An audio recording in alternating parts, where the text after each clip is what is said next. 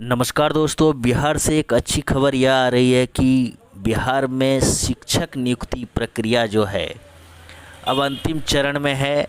Result निकल रहे हैं और कुल मिलाकर यह सरकार की मंशा को दिखाता है, सरकार का मतलब को दिखाता है। और जिस तरह से बिहार सरकार ने शिक्षक नियुक्ति प्रक्रिया को पूर्ण किया है यह प्रशंसनीय है।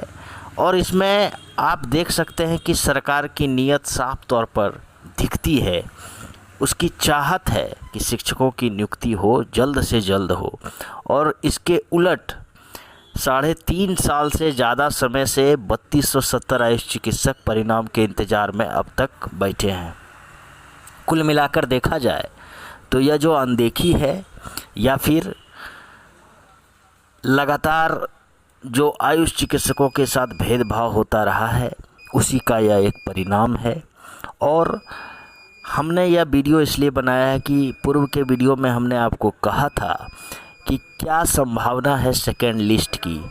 तो कुल मिलाकर आप देखेंगे कि 2008 से ही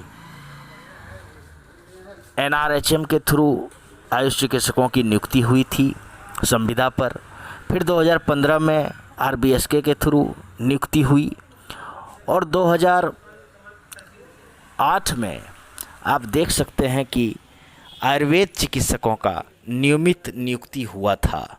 तो कुल मिलाकर जब बातें आप मिलाएंगे तो यह स्पष्ट हो जाता है कि संविदा पर अभी कितने चिकित्सक हैं, इस पर बहुत सारी बातें निर्भर करती हैं। तो कुल मिलाकर जो आंकड़े हैं मेरे पास वो यह बताता है कि लगभग 2400 के आसपास चिकित्सक बिहार में संविदा पर कार्यरत हैं और इसी पर सारी बातें आकर टिक जाती हैं। अब देखिए कि 2008 को आधार वर्ष मानकर प्रत्येक वर्ष के लिए 5 मार्क्स का इन लोगों को एडवांटेज दिया गया था और अधिकतम 5 वर्षों तक के लिए मतलब 25 मार्क्स। ये बातें आप सभी जानते हैं, सिर्फ मैं दोहरा रहा हूँ। और इसमें एक बात और है कि कुल मिलाकर आप देख सकते हैं कि 3270 आयुष चिकित्सकों में जो ये पद सृजित हुए थे इसमें 2300 सीट नए सृजित पद हुए थे और 1000 के आसपास रिक्त पद थे। तो ये प्रारूप जो है आप इसको समझिए। तो कुल मिलाकर 3270 आयुष चिकित्सकों में सबसे बड़ी तादाद जिनकी सिलेक्शन होगी वो संविदा पर कार्यरत आयुष चिकित्सक होंगे। उसके बाद जो सीटें बचेंगी उसमें फ्रेशर्स के आने के चांसेस हैं। और कुल मिलाकर अगर देखा जाए तो मैं एक एग्जाम्पल के तौर पर ही अगर लूँ तो आप देख सकते हैं कि हम आयुर्वेद का ही उदाहरण ले लेते हैं। होम्योपैथी का तो यह माजरा है कि होम्योपैथी में सबसे ज़्यादा आवेदक थे। तो वहाँ पर एक सीट पर लगभग 3 कैंडिडेट्स हैं और कुल मिलाकर देखा जाए तो वहाँ पर संभावनाएं सेकेंड लिस्ट की कम मुझे दिखती है। वैसे देखिए SC और ST के केसेस में फीमेल कैंडिडेट्स को खास करके वहाँ पर सेकेंड लिस्ट का चांस बनता है होम्योपैथी का। लेकिन आयुर्वेद में भी आप देखिए कि 1502 सीट हैं MO में और वहाँ पर आपको लगभग 3250 आवेदक हैं। 3250 आवेदक माने 2 गुना से भी ज़्यादा।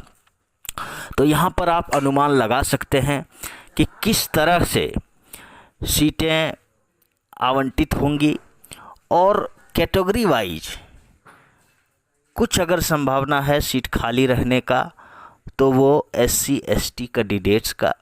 EWS भी खाली नहीं रहेंगे, मुझे ऐसी उम्मीद है।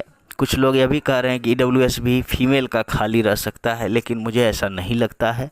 यूनानी में भी माजरा कुल मिलाकर यही है। तो सेकेंड लिस्ट की जो बात अगर हम करेंगे तो सेकेंड लिस्ट आने की संभावना मुझे छीन लगती है। यद्यपि अगर सेकेंड लिस्ट आती भी है तो कुछ कैटेगरी को ही उससे लाभ होने जा रहा है। जनरल में तो हरगिज़ सेकेंड लिस्ट नहीं आएगा। और एक विडंबना यह भी है कि BTSC का इतिहास रहा है कि वो वेटिंग लिस्ट नहीं देती है। तो वेटिंग लिस्ट न देने के कारण इसमें जो मिनिमम मार्क्स लाए होंगे उनको इसका लाभ मिलेगा और वो सेलेक्ट हो जाएंगे, क्योंकि कैंडिडेट की संख्या मुझे दिख रही है। हाँ, यह बता पाना मुश्किल है कि वो किस कैटेगरी से बिलोंग करते हैं, क्योंकि जब फाइनल मेरिट लिस्ट बनेगा तो वो कैटेगरी पर ही बनता है, ये आप भी जानते हैं। अब देखिए, इसमें कुल मिलाकर सिर्फ स्पष्ट रूप से यह कह देना कि सेकेंड लिस्ट आ ही जाएगा, यह भी संभव मुझे नहीं दिखता है। अगर बीटीएससी का मंशा हो, सरकार ऐसा चाहेगी कि ये 3200 का जो सीट है इसको पूरा फुलफ़िल किया जाए, तो सेकेंड लिस्ट तुरंत ला भी सकती है। और ये पूर्ण रूप से बीटीएससी और बिहार सरकार पर निर्भर करती है कि वो सेकेंड लिस्ट लाती है या फिर इन रिक्त पदों को रखते हुए आगे एक नई नियुक्ति प्रक्रिया को चालू करेगी। ये भी देखने वाली बात हो सकती है, क्योंकि बीटीएससी का इस तरह का कोई भी इतिहास नहीं रहा है। सेकेंड लिस्ट एक दो बार कहीं कहीं देखने को मिलता है, तो यह भी हो सकता है कि सेकेंड लिस्ट निकाल कर और आवेदन लिए जाएं, तो उसमें मुझे लगता है कि कुछ कैटेगरी वाले को ही लाभ होगा, ऐसा मेरा मानना है। और देखिए आगे क्या होता है, लेकिन फ़िलहाल अभी तो रिज़ल्ट आ जाए, उसके बाद ही कुछ कन्फर्म रूप में हमें और आपको भी समझ में बातें आ जाएंगी। धन्यवाद।